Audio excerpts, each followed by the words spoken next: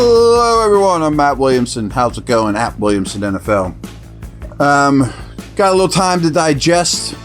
Hasn't been 24 hours. I'm recording this Friday afternoon. Always like to tell you when we're doing that, so you have a time frame. Game obviously was late last night. And first off, based off of the podcast I recorded yesterday, I owe Joe Flacco an apology. I mean, I said he played well. I wasn't hard on him, but I also said, man, the Steelers made it too easy on him. And there's definitely some truth to that. But I didn't give Flacco the credit he deserves, to be very honest with you. And I host, or I'm a guest once a week on a national podcast, Locked On NFL. And the co-host, who had no skin in the game for this particular Thursday matchup, and like many people across the country, just sat back and enjoyed a really good football game, especially if you're not a Steeler fan. It sunk into me. He said, man, so many of these young quarterbacks should go back and just watch this game for a quarterback perspective. Guys that don't move that well anymore, and he means it from both quarterbacks, and said, boy, this is a master class of quarterback play. And it stuck with me. And I thought, he's right. You know, like, these guys don't shrug people off like Josh Allen or run like Lamar or make throws like Mahomes. Oh, they still can make throws. But they don't blow you away with their athleticism and, you know, the traits they used to have. But so much about quarterbacking is just knowing where to go with the football on time and putting it there. And I didn't give Flacco enough credit for that. And I also didn't have some of the information or a second viewing, you know, at my disposal. So I wanted to get that out of the way, and we'll get more into detail about that on the second half of this. But as we always do the day after the game, I want to talk about snap counts. We'll start with the Steeler offense. And once again, they have not played enough snaps. 57 snaps. That's low, man. And the guys that played them all are the usual suspects, all 5 offensive linemen and Aaron Rodgers. They played all 57. DK Metcalf only missed 1 snap. And then after that, it starts to fall off. Jonnu Smith paced everybody else with 40. Played well. Jaylen Warren also played well. Pat Freiermuth also played well. Both 37 snaps each. Darnell came in at 36. So Jonnu 40. Freiermuth 37, Darnell 36. Ramon Wilson 33. Clearly the wide receiver 2 in this game. And did some good things. I mean, easy to talk about the negatives in this game, obviously. But we might look back in Ramon Wilson's career and be like, okay, that was a big step in the right direction. And clearly it was a show of faith in the young man. Gainwell comes in at 22. And then the scraps were kind of left for Miller with 8. Connor Hayward only played 3. Skoranek only played 6. And boy, I'm shocked Spencer Anderson only played 7. It sure seemed more than that. And probably wouldn't broke my heart if he played more than that. But again, you only ran 57 snaps and they got a lot of, Wilson played a bunch. All 3 tight ends played a bunch. It's hard to divvy up snaps. Defensive side of the ball. They were on the field way too many snaps. 76. Again, this seems to be a theme every week. Queen, Elliott, Ramsey did not miss a defensive snap. Porter played 69. Watt played 62, which I think is more than I would have liked. More to come on that in a moment. And not that he's a bad player, obviously. Hayward played 56. 53 for Highsmith, Slay 52, and bad ones, to be honest with you. Benton and Chuck Clark, 46 apiece. Harmon, 43, and I thought he played the run great, by the way. One of the bright spots. Holcomb, 42. Holcomb's getting pretty heavily involved. Outsnapped Peyton Wilson, 42-33. Nick Herbig, only 29. And I'm going to try to snoop around to see why. That's why I said Watt might have played too many. Only 29 snaps for Herbig out of 76 with as well as he's playing and as much as they're throwing. I don't understand that at all. Was he dealing with something I don't know about? That would explain it. But other than that, I can't really condone that, to be very honest with you. Brandon Eccles played 27. I'm a Brandon Eccles fan. Thornhill, 20. Black, 13. Sawyer, 11. And 6 for Ekwale. Okay. And nothing insane there other than Herbig. And obviously there is a trend of Steelers defense are playing too much snaps. Their offense isn't playing enough.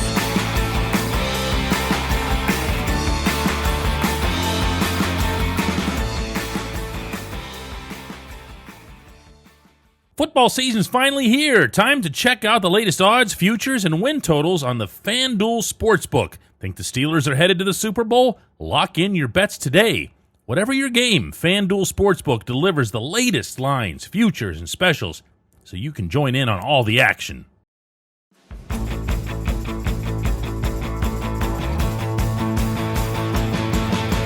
Advanced stats, as I often get into on this show.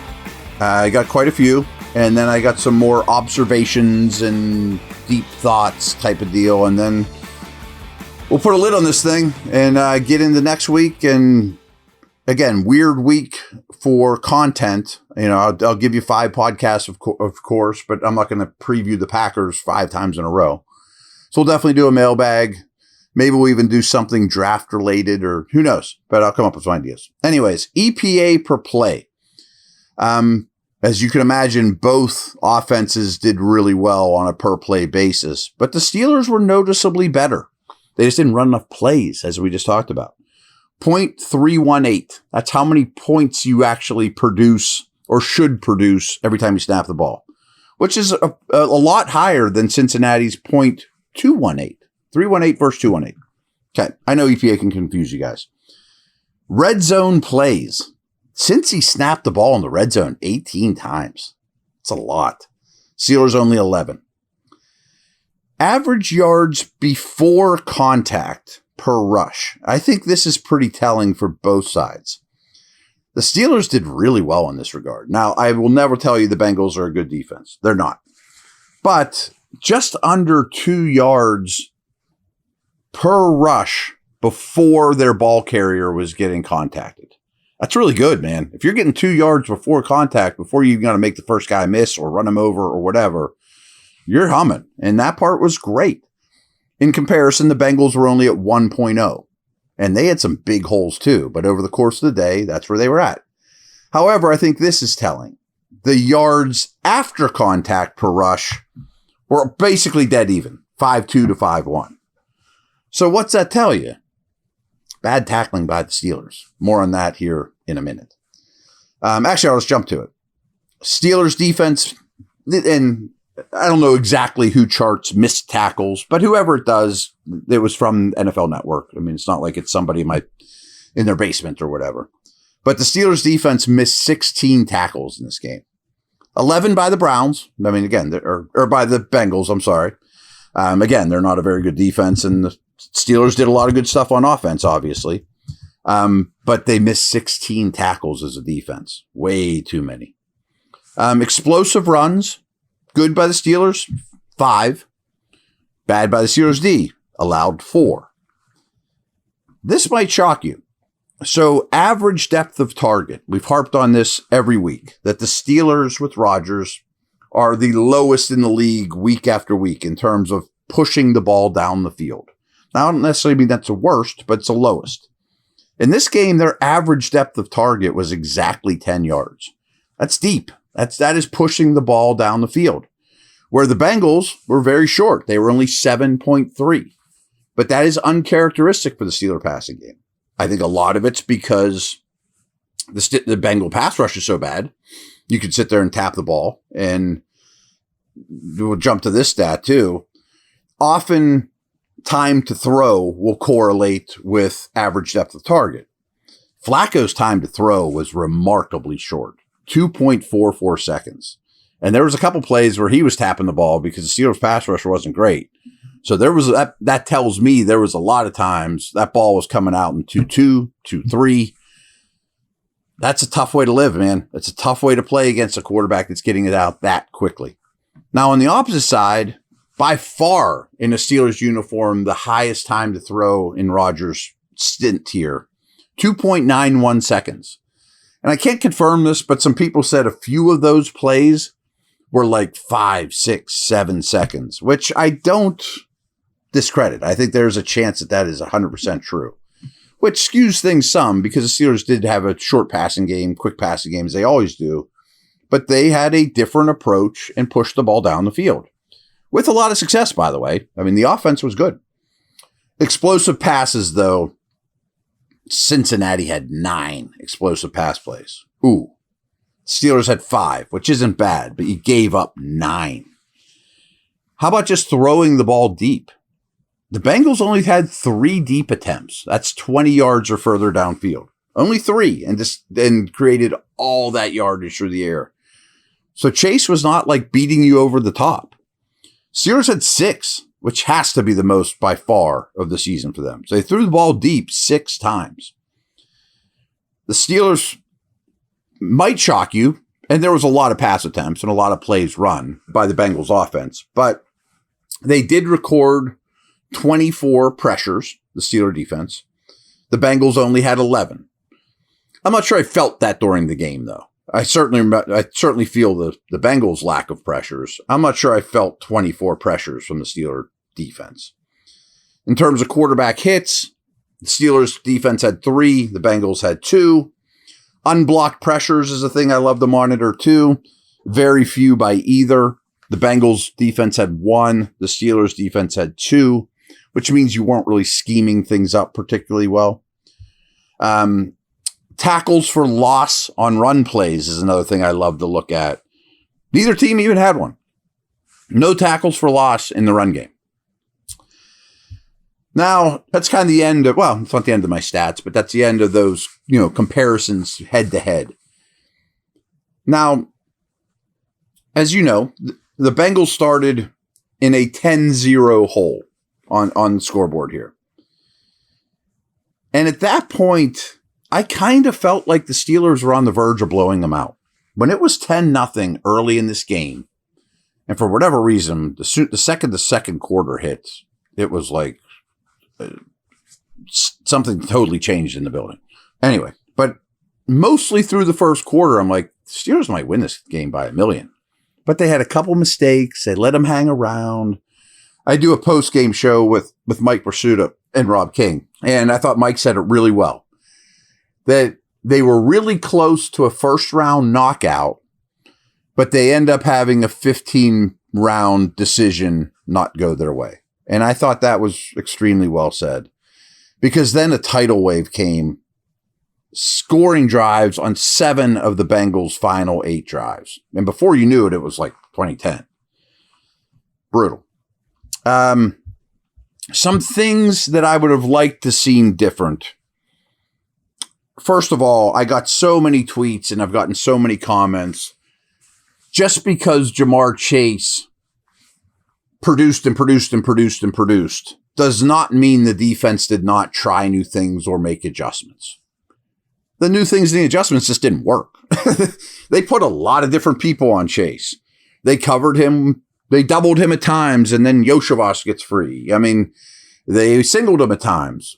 But I would have liked to seen, especially as fast as Flacco's getting rid of the ball. Remember, 2.44 seconds. More press coverage. They played a lot of man, but they played a lot of off man or mirror man. Why not bang with those long arm, big physical corners more? Old school, Mel Blount at the line of scrimmage, push you around and disrupt the route a little bit more from jump. I would have liked to seen that. Another strategy I would have liked to seen more of, because the run defense was a problem, was maybe stick more with your true 3-4. Now, I know this team lives in 3 receiver sets, so easier said than done. But I would have liked to see more of an interior push from the Benton, Harmon, Hayward group, and another big body on the field maybe to stop the run. Now, again, then you're having a safety or whoever guarding Yoshivas or Fant or something like that, and maybe they would have just ripped you apart more through the air. That's certainly possible. Speaking of which, Flacco completed 28 of 37 passes for 336 yards and 3 touchdowns from a clean pocket. The most passing yards in a clean pocket for Flacco since week 4 of 2018. So he had a lot. I mean, the fact that he attempted 37 passes from a clean pocket is disturbing. That's what I said. Like, I don't feel these 24 pressures or whatever they told us they had. And he was pressured on a season low 24.5% of his dropbacks. On quick throws, the ones under 2.5 seconds, he was 21 of 31 for 222 yards and all 3 of his touchdown passes. But when he was pressured, which we know isn't that much, he only had 3 completions out of 10 attempts for only 6 yards. So 2 big sins to me in this game were the run defense and the lack of pressure, even though the ball was coming out quick. And TJ Watt had something to do with that. He only had 2 pressures and half a sack on 36 pass rushes. That's his lowest pressure rate in a game this year and probably for a long time. 2 pressures out of 36 rush attempts. And he did a lot of his battle against Amarius Mims, who's a very talented up-and-coming right tackle. But they had 25 one-on-one matchups. 25, where Mims did not get help and only allowed 2 pressures to Watt. Now, he was chipped or double-teamed on 11 of his pass rushes, 9 chips, 2 double teams, and he did not generate a pressure on any of those. So both his pressures came when he was one-on-one against Mims, but I don't know how you could say Mims didn't win that battle, which that to me is disturbing. Jamar Chase clearly was the best player on the field. Part of me just says, tip your hat to him. I always compare it to like Lemieux. Like if I took someone that had never been to a hockey game to prime Lemieux years, that person would say, who's this guy wearing 66? Well, that was Jamar Chase last night. And I'm not exaggerating. And Lemieux's my all-time favorite athlete. But anyway, this is a little hard to comprehend, but it really sums it up with numbers how unbelievable he was last night. His average depth of target was very short. It was just under 7 yards. So every time he got targeted was right around 7 yards on average. Not very far downfield. Yet every time he ran a route, he generated 3.35 yards per route run. Think about that. I mean, you really have to think it through a little bit. But if you're over 2 yards per route run, that's killing it. I mean, that's near the top of the league for a season. He's at 3.35, and none of them are because he's running 80-yard. You know, he's not running go route after go route, beating you over the top. Some other stuff here. Rodgers, 17 of 22 in passes between the numbers for 170 yards and 4 touchdowns. That's killing it. I mean, we have not seen a lot of between the numbers throws here for a long time. Rodgers was 17 of 22 with 4 touchdowns between the numbers. Outside the numbers wasn't as good. 6 for 12 for 79 yards, 2 interceptions, one of which I'm going to blame Metcalf for, though. Warren, 62.5 rushing success rate. That's the 3rd highest mark of his career. So over 62%, about 2/3 of his rushing attempts were successful. If you're at like 40, that's really doing well. He also forced 6 missed tackles, generated 66 yards after contact, and he's maintained a 40% missed tackle rate this season, which is 2nd among all running backs in the league with 25 carries or more. Warren's a stud, guys. Warren's a stud. Metcalf. He only had 1 5-yard reception in the last 53 minutes of the play. Ain't going to do it. He's been good. I don't have a problem with Metcalf overall. But I need more from you. You can't just have 1 5-yard catch in the last 53 minutes of play. I mentioned during the snap count stuff, Ramon Wilson got a bump. I want to see more. I think that was a successful mission for him. Often playing as the number 2. Okay, that's something to build off of. Some of the tight end stuff. Washington remained the main tight end when they had one tight end on the field. Okay. But he played fewer snaps than usual, or that he has of late, when they had 2 tight ends on the field, that's where Freiermuth got his bump. When they had 2 tight ends on the field, it was usually Freiermuth and Jonnu. So therefore, the snap counts were much more even, as we mentioned, and more than half the targets that Rodgers threw were to the tight end position, and all the touchdowns. You just don't see that much in the NFL, where if I throw 30 passes, 15 or more of them are to tight ends. I mean, even like in the Kelsey years or Kittle or Gronk, that's an odd way to play, right or wrong. If you break it down just into routes run, Smith was a 29, Freiermuth was a 26, only 16 for Washington, only 2 for Hayward. And if we do that for wide receivers not named Metcalf, Wilson had 19 routes run compared to just 4 for Miller, 2 for Skoranek. So that was definitely a confidence boost in Wilson. Sometimes, or I'll often do this too after rewatching the game. Better than I thought. Harmon versus the run. I'm trying to find the splits of him on and off the field in this game, but I don't think it's coincidence that Cincinnati ran way better when he was off the field. Cam and Herbig had some good pass rush stuff in this game. They didn't always get home, but they won a lot of individual reps. I thought it was a really solid night, and I say this, I think, every game, by Eccles and Holcomb. Both played really well. And, it's hard to find bright spots on the defense, but I came up with those. And I also thought both guards for the Steelers, McCormick and Siamalu, were much better in the run game than I had originally thought, too. Worse than thought. Now, I thought a lot was bad, so you have to be pretty darn bad to make this list. All 3 of the corners were worse than I thought. And that's partially a credit to Higgins and Chase, but the Steeler individual performance by the corners was worse than I thought. But it was especially Slay. Slay worries me. I'm officially kind of putting Slay on Williamson notice that Eccles might need to be the 3rd corner. He might just be a better football player than Slay. He doesn't move well enough at his age to me. And I was also shocked Sawyer played as much as he did because I don't think he played well either. It wasn't like, oh, keep him out there. He's kicking butt. I thought he had a tough night. Last little things here. Rodgers passed Ben. You probably saw this for 5th most career passing yards in NFL history. All right. Pretty cool. And last things, I think in the end, the Bengals were the better team.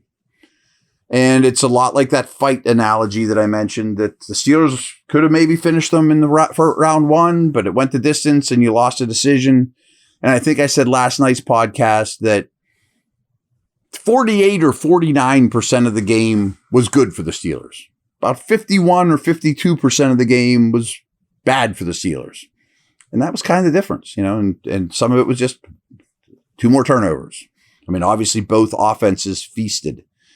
But the Steelers' offense was very efficient on 3rd down and very efficient converting in scoring range, we'll call it, near the line, near the end zone. And those are Rodgers things, that's what he's done well. The guy is maybe the best red zone passer in the history of the game. All right, everyone, beefy one today. Over and out.